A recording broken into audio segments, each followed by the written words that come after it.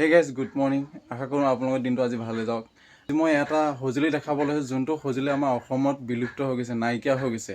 সেইটো সঁজুলি আপোনালোকে শব্দটো শুনিলে গম পায় যে আপোনাৰ বিহু আহিছে বুলি। আপোনাক সেই সঁজুলিটো মই দেখাব লৈছোঁ, আপোনালোকে ভিডিঅ'টো সম্পূৰ্ণ চাই থাকক।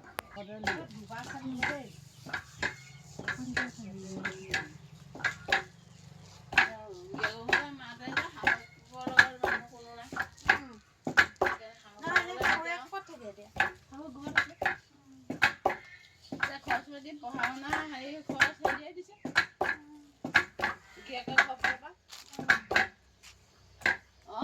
তুলোৱা কোৱা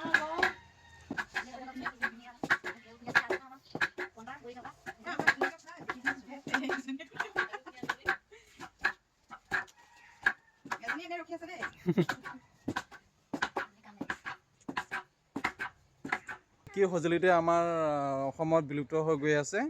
তো আপোনালোকে যে এনেকুৱা ঢেঁকী পাব হ'লে আপোনাৰ অকল গাঁৱৰ এলেকাতহে পাব ঢেঁকীটো। আপোনাৰ এনেইতো চহৰখনত পাবলৈ নাই। তো এইটো বস্তু অকল গাঁৱতহে পাব, বেলেগত ক'তো নাপাব ঢেঁকী শব্দটো। যোনটো ঢেঁকী শব্দ শুনিলে গম পায় যে বিহু আহিছে বুলি। তো কেৱল আপোনাৰ এইটো চাব হ'লে গাঁৱতহে চাব পাৰিব, বেলেগত চাব নোৱাৰিব।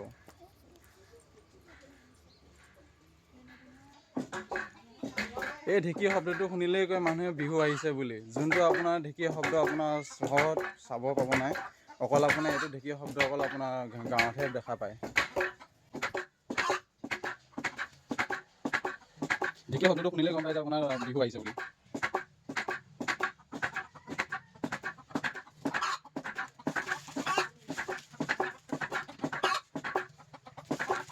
আজিকালি সৰু মিনি ব্লগটোৰ কাৰণে সামৰণি মাৰিছোঁ।